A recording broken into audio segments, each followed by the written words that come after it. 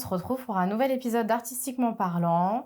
Aujourd'hui, nous avons une chanteuse avec nous. Elle vit en région parisienne. J'ai le plaisir d'accueillir Iris Aérea. Salut. Coucou, ça va? Ça va tranquille et toi? Tranquillement, ça va. Écoute, ça va bien se passer. Je vois, t'es tendue. Un peu, mais tranquille. Mais non, t'inquiète. Ici, c'est la maison, c'est la famille, t'inquiète pas. Bah écoute, pour commencer, j'aimerais bien que tu nous racontes un petit peu ton début dans la musique, ta relation avec la musique, comment ça s'est passé et qu'est-ce qui t'a amené du coup à faire de la musique surtout.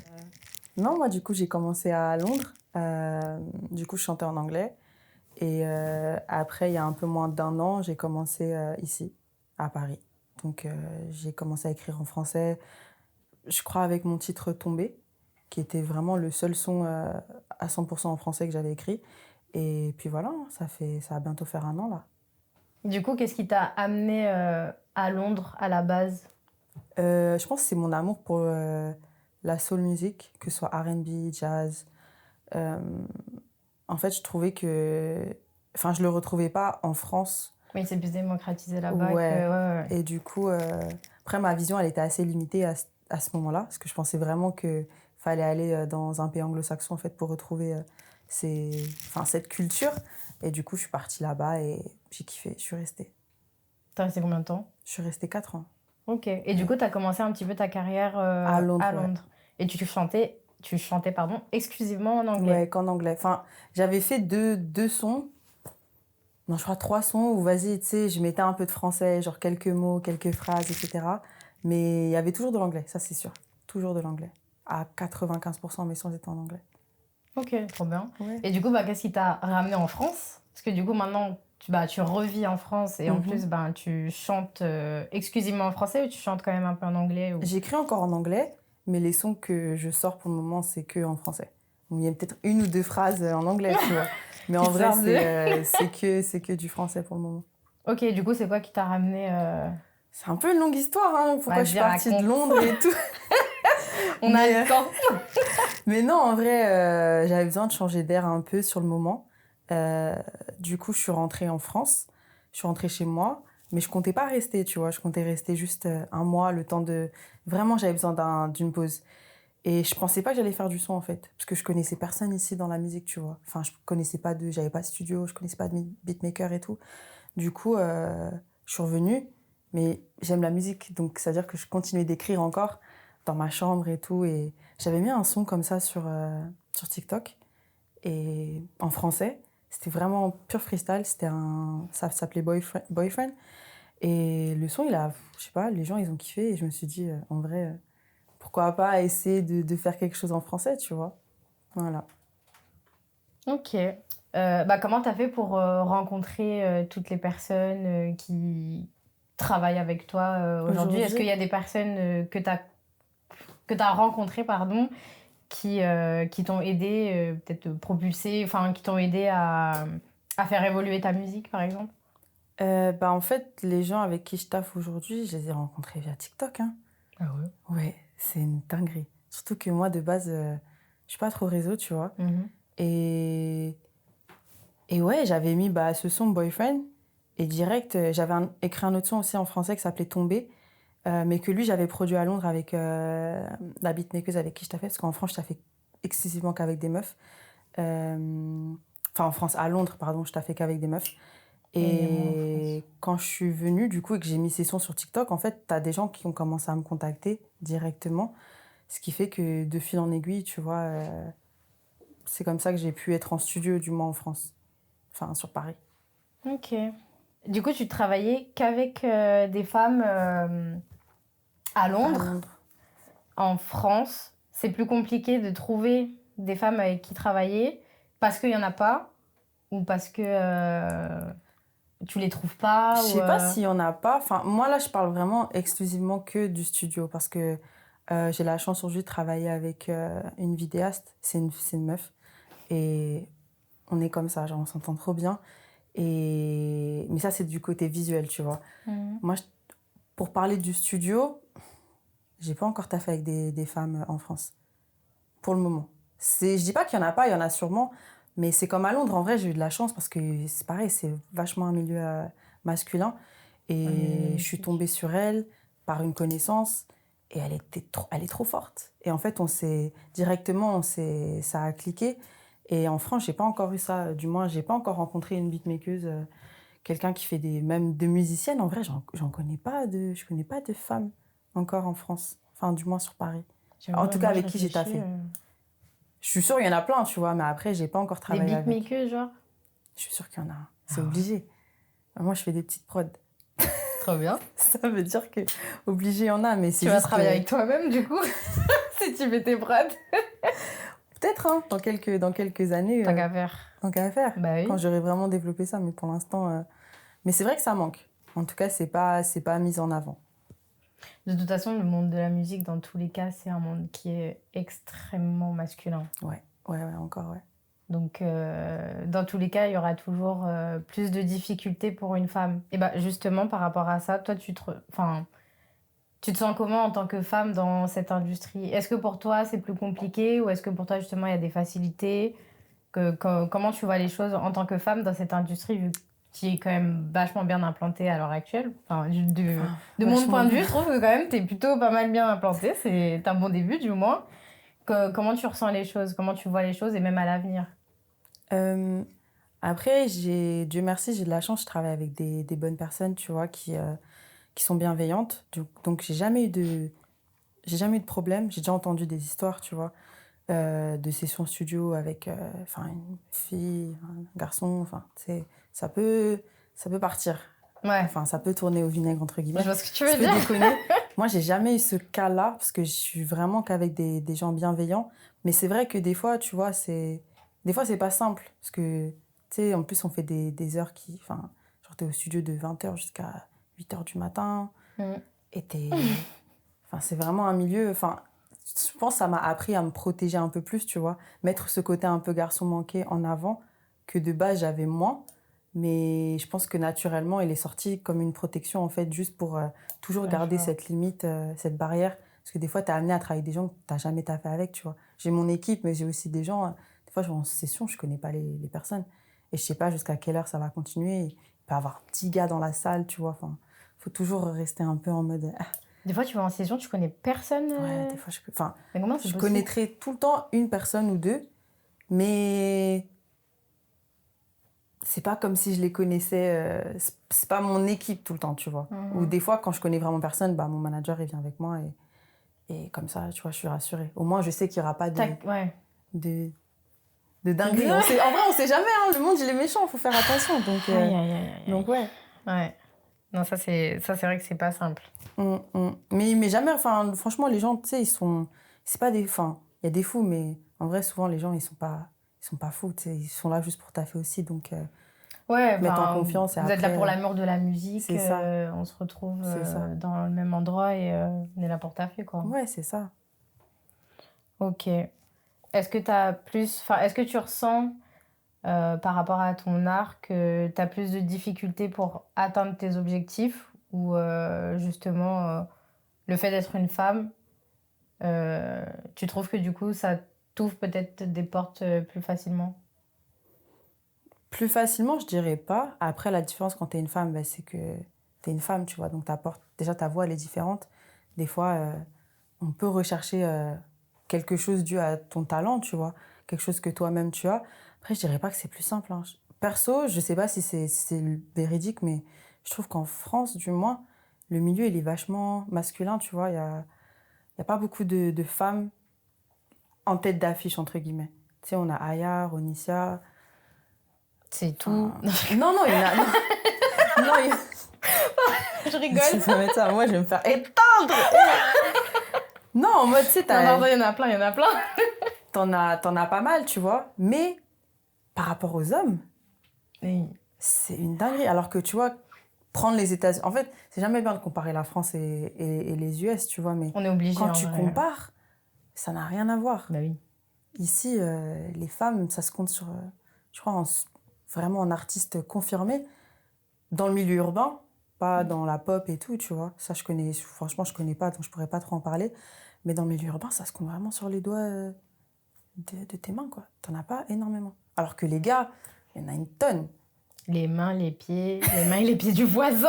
C'est ça. Donc, c'est un peu plus compliqué, j'ai l'impression. Ouais. Perso, c'est comme ça que je le ressens aussi. Mais bon, après...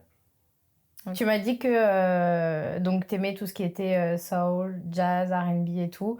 Du coup, c'est que ça que tu fais ou tu fais d'autres choses? Enfin, t'écris sur d'autres choses. Tu poses sur quel type De prod. Ouais. R&B, hein, je te cache pas, ça c'est vraiment mon core. Genre, c'est vraiment là où je vais. Enfin, je pense que je peux poser sur un peu tout, tu vois. J'ai déjà fait de la dancehall, même des prods afro, des fois, tu sais, je teste et tout, même un peu plus trap. Mais ce qui me parle le plus, ça sera toujours du R&B. Voilà. Mais je suis versatile. Mais j'ai quand même... Le R&B, c'est dans le cœur. Ouais, Dans le cœur. dans les veines. Moi aussi, c'est dans le cœur, j'avoue. J'avoue, j'aime bien. J'aime beaucoup même. Du coup, j'ai eu oui dire que tu t'étais retrouvée à poser sur un album de rap. Ouais. Parlons-nous de qui déjà? Parce qu'en vrai, du coup, je sais même pas forcément. J'ai posé sur 2 albums de rap par là récemment, enfin, sur celui de Chacola, sur son projet BDLM. Et j'ai aussi posé pour Niska Nino, leur projet en commun aussi, sur un son.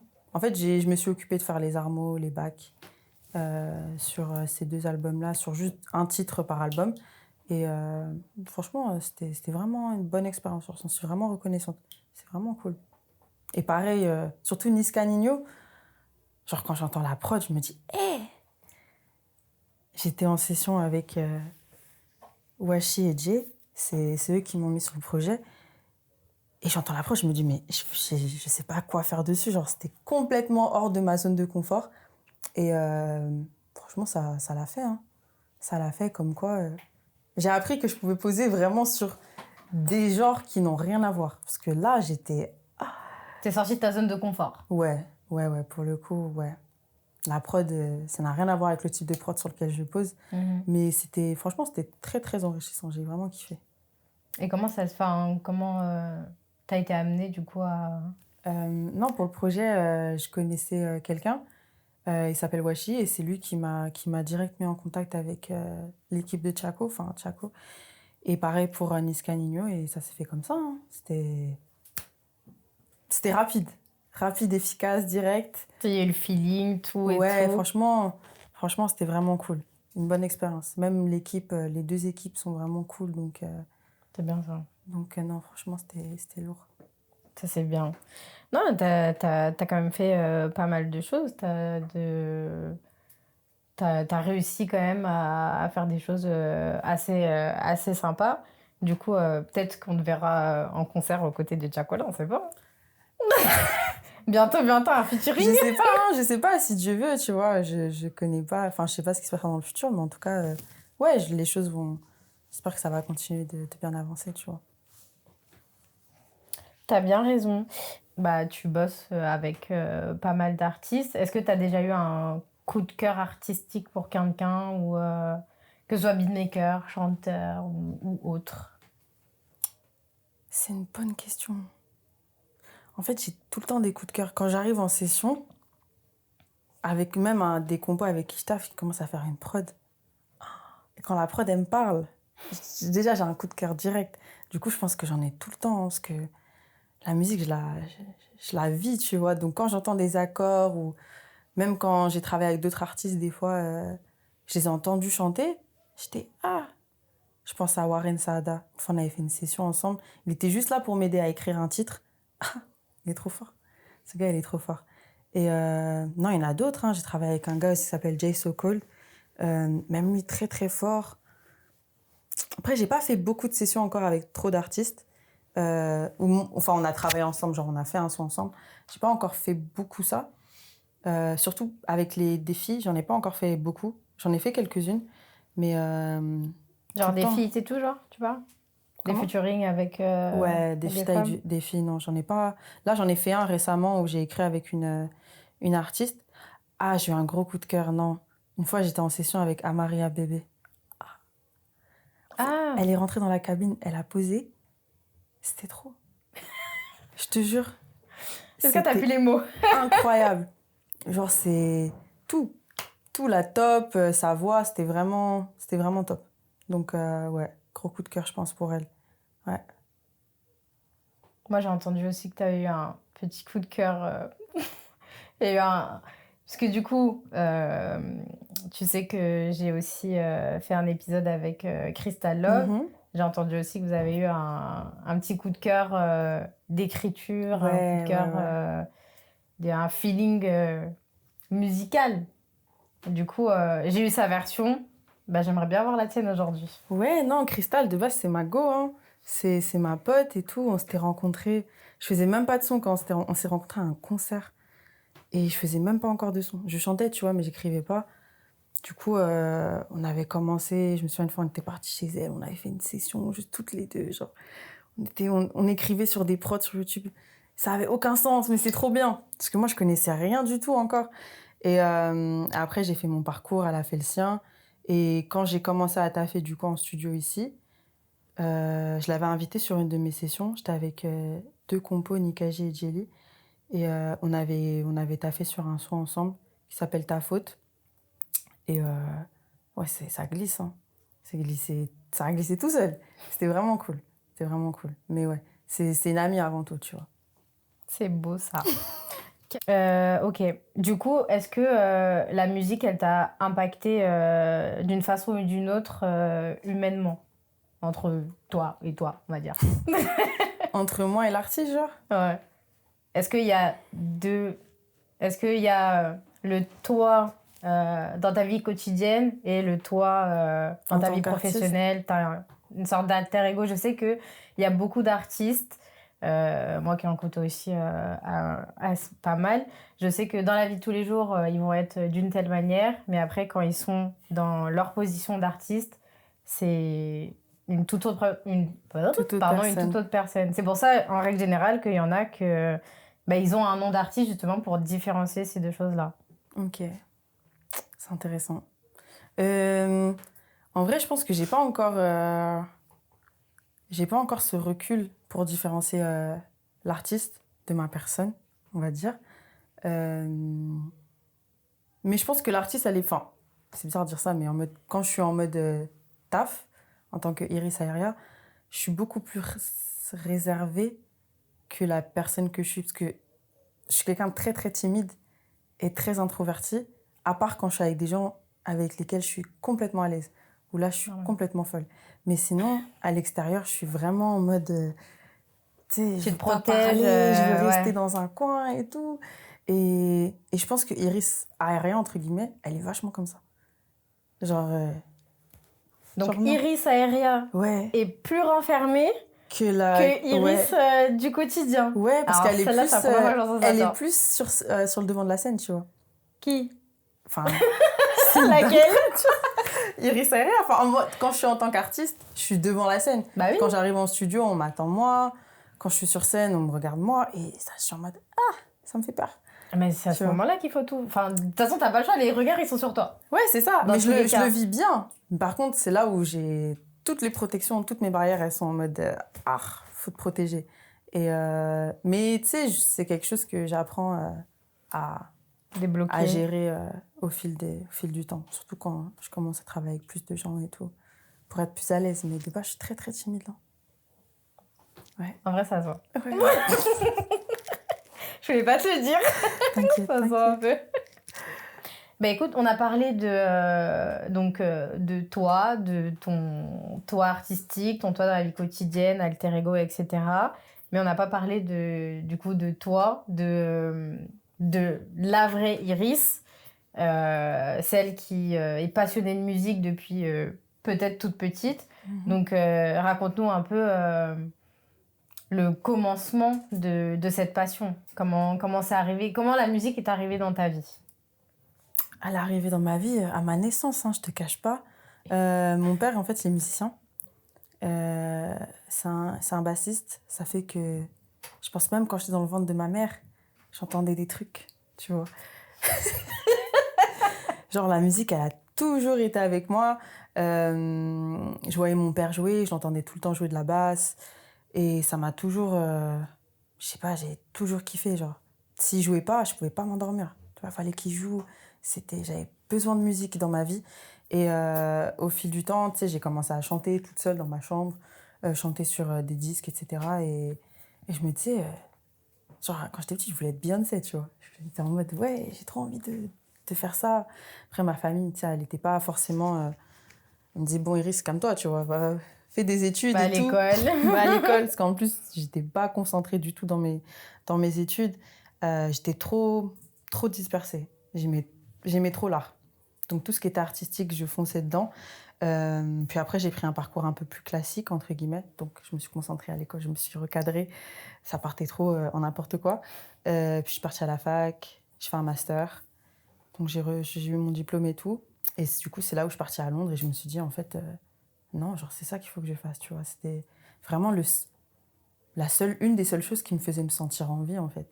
Donc, je me suis dit, autant tout lâcher, mes 5 ans de master et me concentrer dans ça, tu vois. Tout ça d'année. Tout ça Tout d'année. ça d'année. Mais je regrette pas de l'avoir fait, tu vois. Mais T'as un bagage derrière, au moins. c'est ça. Mais sans même parler de ça, tu vois, ça t'apprend des choses. Bien sûr. Ça te conditionne aussi à certaines choses. Ça te forge une manière de penser que j'aurais pas eu si j'étais pas partie en cours. Moi, j'ai fait un master de commerce en anglais et en chinois. Donc, rien à voir, du coup, avec la musique. Non, non, non. Mais j'ai eu plusieurs vies, hein, je te cache pas. À côté, j'étais en sport-études aussi. Je faisais du patinage artistique en compète. Après, j'ai été cheerleadeuse, du coup, aussi dans une équipe. Mais trop bien. J'ai fait trop de trucs. Mais oui. En fait, je suis hyper active, c'est-à-dire qu'il faut que je fasse 1 million de trucs, sinon je suis pas bien. Non, mais c'est bien. En plus, c'est toujours dans le domaine artistique. Patinage artistique. Cheerleadeuse. Ouais. Je savais pas qu'on disait cheerleadeuse. Enfin, je sais pas, cheerleading. Voilà. Mais trop bien. Ouais, c'était cool. Et pourquoi t'as pas... Enfin, si t'as fait sport-études en patinage artistique? Ouais, du coup, j'étais en compète, donc j'avais un emploi du temps un peu aménagé avec la fac et tout, pour pouvoir aller à mes entraînements. Et ouais. Hein. Et pourquoi t'as pas continué? J'ai pas continué parce que, en fait, mes objectifs n'allaient plus avec la réalité, entre guillemets. Enfin, je savais que j'allais pas finir là où je voulais être. Et surtout, j'étais en train de me défoncer la santé. Donc, je me suis dit, bon, peut-être que faut laisser ça. Parce que je me suis beaucoup blessée. Et à un moment, je pouvais plus patiner, en fait. Donc, ouais, j'ai mis ça de côté. Et... La musique. La musique est revenue. En fait, t'as voulu quitter la musique, elle est toujours revenue à toi. Ouais, c'est exactement ça. C'est exactement ça, ouais. C'était vraiment une des seules choses qui me faisait me sentir bien, en fait. Bah, tant que tu as trouvé ta voie, de toute façon, c'est le principal. Et du coup, tu as commencé à écrire à Londres ou en France? À Londres. Ouais, à Londres. Et du coup, comment tu as commencé à écrire? Parce que déjà, moi personnellement, en vrai, j'ai déjà fait un son avec des potes à moi et tout. Écrire, je ne sais pas faire. C'était comment le son? Il était bien? Il était grave bien. Il est dans ma clé USB chez moi, sous une pile de plein de trucs qui ne sortira jamais. Mais il était cool. Et moi, franchement, je sais pas écrire. Et j'admire trop les gens, vraiment, qui savent écrire et qui écrivent comme ça. Genre, tu vas écouter une prod, ou tu vas marcher dans la rue, hop, tac, tac, tac, tac, tac, t'écris un truc, genre. Toi, comment c'est arrivé ce truc moi non d'écrire? Plus, je savais pas que je pouvais écrire, en fait. En fait, j'ai toujours aimé chanter, mais j'écrivais pas. Ça veut dire que... Après, je composais beaucoup au piano, tu vois. Donc, je composais pas mal de mélos et tout. Mais j'écrivais pas de texte. C'est-à-dire que même moi, je me suis dit, mais je vais faire comment? Et je sais pas, en fait, je te cache pas, c'est venu naturellement. En fait, t'as tellement de trucs à l'intérieur que ça avait besoin de sortir. Et je suis vraiment comme ça, tu vois. Parce que je parle pas trop de mes émotions et tout. Et je les écris. Et ça s'est fait tout seul, hein, dans les sons. C'est toujours comme ça que j'ai écrit, tu vois. Je ressens quelque chose et j'en ressens l'envie de l'extérioriser. Et du coup, je l'écris, tu vois. Pour moi, un son, c'est vraiment une pensée à l'état présent, enfin, sur le moment même, sur le moment présent, pardon. Et ça fait partie de ton histoire. Et après, tu sais, t'écris un autre son qui fera aussi partie de ton histoire. Et c'est toujours figé dans un instant. Donc, ouais. Donc, t'écris forcément sur toi. Enfin, ouais. C'est forcément... Ouais. J'écris... Peut-être il y a 5% des fois de... Des fois, je rajoute je rajoute un peu de drama à mes histoires, mais sinon, c'est que du vécu. Que des émotions que j'ai des histoires qui se sont passées ou des choses que j'ai ressenties. Ouais, c'est authentique. Là, pour le coup. Et c'est quoi, par exemple, donne-moi un sujet sur lequel t'as écrit. Enfin, là, récemment, est-ce que t'as écrit un son, par exemple? Ouais, Est-ce que t'as j'en écrit? ai écrit un hier soir, Eh mais ben, ce matin. pourquoi pas, hein? Après, c'est toi. Mais le sujet, c'était quoi, par exemple? Moi, j'écris beaucoup sur l'amour. Enfin, pas que, mais beaucoup parce que je trouve que l'amour, c'est tout, tu vois, aujourd'hui. Enfin, dans ce monde-là, perso, je pense que c'est une des valeurs les plus importantes et c'est ce qui fait qu'on se rattache à la vie, tu vois. Et j'écris beaucoup dessus, que ce soit de l'amour propre, de l'amour romantique, de l'amour, juste l'amour en général, tu vois. Donc j'écris énormément dessus, mais aussi sur, j'allais dire des peines, mais ça touche aussi à l'amour en vrai un peu, hein. Des peines de cœur, Ça même peut des être fois peine quand tu te amicale, hein. peines toi-même, tu vois. Mhm. Donc ouais, je pense que tout ça touche un peu à l'amour. Oui, Un peu. oui, en soi, oui, En tout oui, cas, oui. j'écris beaucoup dessus. Ok. Et j'ai entendu que tu bossais sur un projet. Sur Ouais, un EP, un album, un EP. un Un EP. EP, ouais. Parle-nous un Album, petit peu pas de encore. ce projet-là. L'EP, je l'ai commencé déjà il y a un an, hein. Je te Ah, cache pas, j'ai déjà commencé à l'écrire il y a un an, avant même de savoir que j'allais travailler avec une équipe comme avec qui je travaille aujourd'hui. Et le thème, c'est vraiment le cycle de l'amour, tu vois. on en Ça, c'est revient le toujours à thème. ça. Ouais, ouais, ouais. Tu vois, parce que je pense qu'il y a toujours des étapes qui se répètent Mhm. dans une relation, peu importe avec qui elle peut être, tu vois. Il y a toujours des étapes qui se répètent et c'est un peu un cycle.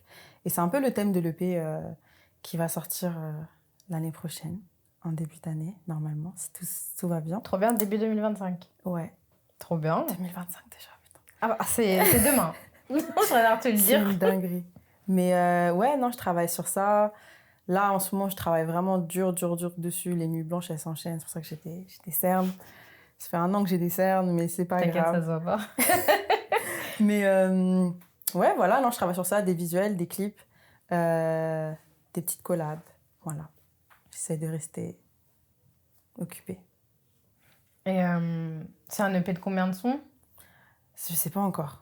Je sais pas Ah, encore. t'as pas terminé encore En fait, à chaque fois, j'écris des nouveaux morceaux que j'ai envie de remettre. Du coup, il y en a que j'ai envie d'enlever. hmm, Je suis une éternelle insatisfaite. Donc, je suis trop perfectionniste. c'est tous les Donc, artistes, hein. ça, c'est un problème. Mhm. Je fais un son, je le trouve lourd. 2 semaines après, j'en fais un autre. Je dis, ah ouais, en fait, lui, je sais pas, hein. Ouais. J'ai énormément de sons dans mon tel qui Ah vont ouais? peut-être jamais sortir en plus. Ouais. Mais si, t'en feras des albums, t'inquiète. On verra ce Au que le temps pire. dira, tu vois. Mais en tout Au cas, pire. j'écris beaucoup pour l'EP. Donc, j'espère que il va sortir de la même manière que je l'ai Que imaginé. tu vois. Et du coup, t'as collaboré avec des artistes sur Ouais. ton EP? Je sais pas si ce sera sur la première édition de mon EP ou si ce sera sur une réédition, on sait pas. Mhm. Mais en tout cas, ouais, j'ai fait quelques collabs qui sont vraiment bien, ouais. On a le droit d'avoir des noms ou pas? Bah, il y en a un, en vrai, c'est plus trop un secret parce que il a fait une boule noire il y a pas longtemps et il m'a invité. C'était vraiment lourd. C'est Jay So Cold. On a fait un son ensemble, c'est un rappeur. Il est très, très, très fort. Et on a fait un son l'année dernière quand je revenais de rentrer, quand je venais de rentrer sur Paris. Et on s'est rencontrés dans cet endroit, en fait. Je faisais une soul kitchen, c'était une scène. Et il était là dans le public. Et trop, trop sympa. Et il a kiffé ce que je faisais. Et un jour, il a pull up au studio, comme ça. Il m'a dit, ouais, tu me dis quand t'es au studio, j'y étais, il est venu. On a fait un son, c'était pas prévu, hein. On a vraiment fait un son, on avait fini à 7h du matin. Mais le son, il est vraiment lourd. Ben, j'ai hâte d'écouter, hein. Il est cool, ouais. Du coup, là, t'as sorti un single aussi. Ouais, Rappelle-moi le nom du... les règles du game. Et celui-là, il sera dans l'EP. Ouais, Enfin, il est dans... il est dans l'EP, ouais. Ouais, je l'aime beaucoup ce titre. Ça me rappelle un peu Boyfriend, j'en parlais au début. Mhm. C'est un son Règles du game, c'est un son que j'ai enregistré complètement chez moi, dans mon lit, comme Boyfriend. Donc je suis pas allée au studio pour le faire, je l'ai fait de la maison en fait. Ah oui? Parce que je me règle aussi pas mal. Mais souvent, tu sais, je repose au studio pour que ce soit bien propre et tout. Et là, Règle du game, c'était pareil, je l'ai écrit en une nuit, je sais pas. J'ai entendu la prod et c'est sorti tout seul. Et du coup, après, je l'ai sorti comme ça. Hein. Du coup, non, je tiens à ce titre. Et en plus, j'aime bien le message dans le son, tu vois. Donc, voilà. Bah, allez streamer. Allez streamer, règle du game. Voilà. Allez streamer. Allez streamer. Et on ira streamer aussi ton EP dès qu'il sort. Tu nous dis et nous... Ça marche, t'inquiète. Et nous tous, together, on ira streamer tout ça. Ok, bah écoute, c'était très intéressant tout ça, vraiment. Merci, j'ai passé un très bon moment. Ton parcours de vie est incroyable. Vraiment, enfin, t'as fait énormément de choses en tout cas. J'espère qu'on pourra se revoir un jour aussi pour pouvoir en rediscuter, peut-être approfondir un peu plus et puis même par la suite, quand tes projets vont sortir, etc., s'il y a un... Mais comment on appelle ça ? Un update, pardon. C'est un update à faire, voilà, on pourra se revoir. Pour terminer, du coup, l'artiste précédente a une question pour toi. Qu'est-ce qui t'inspire le plus au quotidien ? Ce qui m'inspire... Ma foi. Ouais, c'est ça la réponse. Ma foi, elle m'inspire. Ok, et du coup, est-ce que toi, t'aurais une question du coup pour l'artiste suivante ? Ouais, j'en ai une, ouais. Qu'est-ce que t'aimerais transmettre aux femmes de cette génération et la génération à venir ? Magnifique. Bang, bang. Ok. Bah écoute, merci encore pour ce moment qu'on a pu partager ensemble. Merci de toute façon, on n'a pas fini parce que on se retrouve pour la partie 2 où tu pourras nous faire découvrir, j'espère, un de tes sons. Et bah du coup, on se retrouve tout de suite.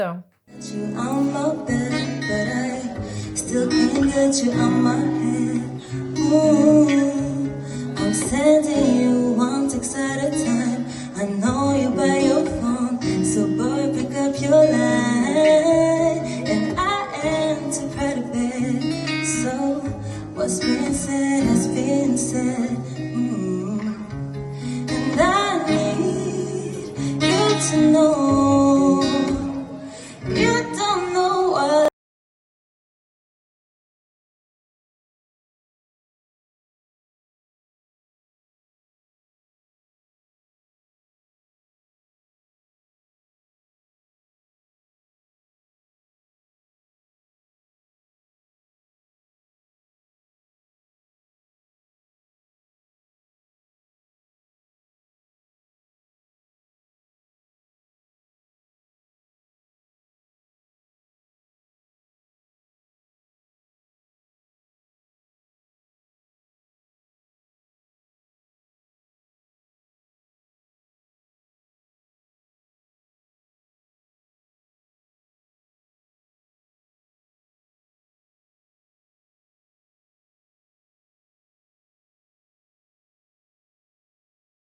Bah écoute, ta prestation était incroyable. Merci d'avoir répondu à l'appel. Merci de nous avoir partagé toute ton expérience et tes petites anecdotes. Je vous laisse suivre Iris sur les réseaux sociaux. En plus que son EP arrive très prochainement. Donner de la force, donner de la force. Exactement, donner de la force. Et on se retrouve très prochainement pour un épisode d'Artistiquement Parlant. Je vous laisse liker, commenter et partager. Et je vous fais des bisous. Ça y est ? Voilà, ouais, c'était bien là. Ça y est, mon frère. Putain.